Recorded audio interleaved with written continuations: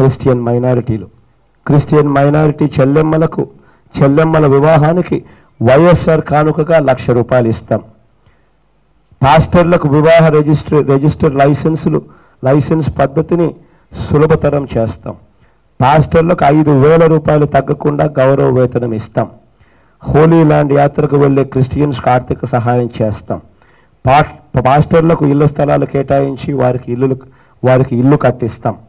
ప్రమాదవశాత్తు క్రిస్టియన్ మైనారిటీకి చెందిన వారు మరణిస్తే వారి కుటుంబానికి వైఎస్ఆర్ బీమా ద్వారా ₹5,00,000 ఇస్తాం.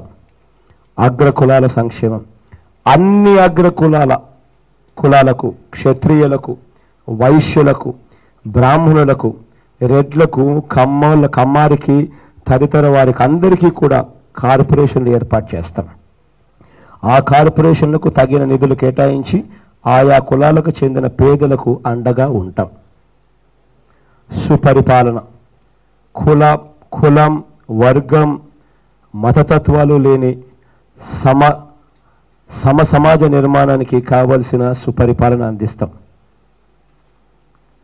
రాష్ట్రంలో భూములన్నింటినీ సమగ్ర రీసర్వే చేయించి భూ యజమానులకు శాశ్వత యాజమాన్య హక్కు కలిగిస్తాం.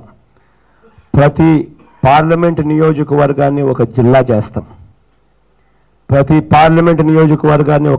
చేస్తాం. పరిపాలన ప్రజల దగ్గరకు తీసుకెళ్లేందుకు చర్యలు చేపడతాం.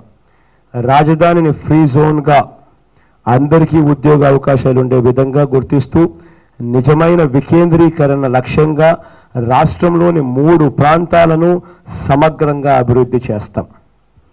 గాంధీజీ కలలు కన్న గ్రామ స్వరాజ్యం సాధించే దిశగా గ్రామ సచివాలయాలు మరియు పట్టణాలలో వార్డు సచివాలయాలు ఏర్పాటు చేసి గ్రామం మరియు ఆయా వార్డుల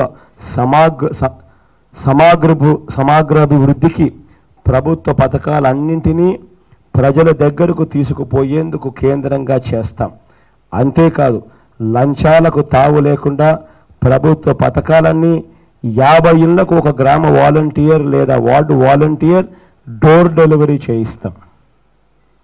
ప్రభుత్వ ఉద్యోగులు సిపిఎస్ రద్దు చేస్తాం.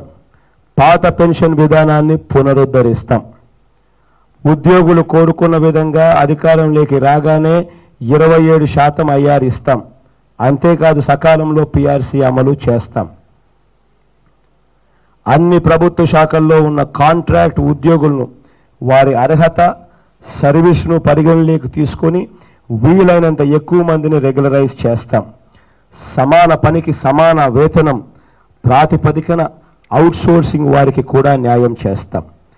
పెన్షనర్స్ సమస్యల పరిష్కారానికి ప్రతి జిల్లాలో ఒక ప్రత్యేక సెల్ ఏర్పాటు చేస్తాం. పోలీసులు ఎప్పటి నుంచో ఎదురు చూస్తా ఉన్న వీక్లీ ఆఫ్ అమలు చేస్తాం. సైనికులు, మాజీ సైనికులు చట్టం వారికి కల్పించిన రాయితీలు, హక్కులు కూడా పొందలేని పరిస్థితిలో వాళ్ళు ఉన్నారు. వీటిని మారుస్తూ వీరికి గౌరవం ఇస్తూ ప్రతి జిల్లా కలెక్టరేట్లో ఒక ప్రత్యేక సెల్ వీరి కోసం ఏర్పాటు చేస్తాం. వారి సమస్యలను యుద్ధ ప్రాతిపదికన పరిష్కరించేలా చర్యలు తీసుకుంటాం. ప్రస్తుత ప్రభుత్వ హయాంలో ఉద్యోగుల మీద అరాచకాలు పెరిగిపోయాయి. మన ప్రభుత్వం రాగానే ఉద్యోగులు నిర్భయంగా పనిచేసుకునే స్నేహపూర్వక వాతావరణాన్ని కల్పిస్తాం.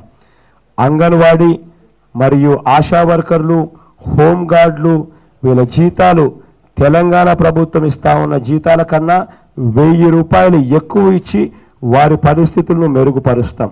మన రాష్ట్రంలో తక్కువగా జీతం తీసుకుంటున్న విఓఏలు, సంఘమిత్రులు, యానిమేటర్ల జీతాలు 10,000కు పెంచుతాం.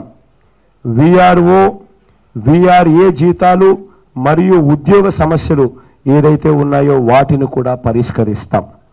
ప్రభుత్వ ఉద్యోగులకు ఆయా ప్రాంతాల్లో ఇళ్ల స్థలాలు లేని వారందరికీ కూడా ఇళ్ల స్థలాలు ఇస్తాం. పరిశ్రమలు ప్రత్యేక హోదా దేవుడి దయతో సాధిద్దాం. తద్వారా ఉద్యోగాల విప్లవం తీసుకొస్తాం. పరిశ్రమల స్థాపన కోసం ప్రోత్సాహకాలు ఇస్తున్న రాయితీలు, భూమి, పన్ను, విద్యుత్ తదితరకు తోడు ఏపీఐడిసిని పునరుద్ధరించి తద్వారా నిరుద్యోగ యువతకు సబ్సిడీ అందించి కొత్త అధ్యయనానికి శ్రీకారం చుడతాం. అయిపోయింది.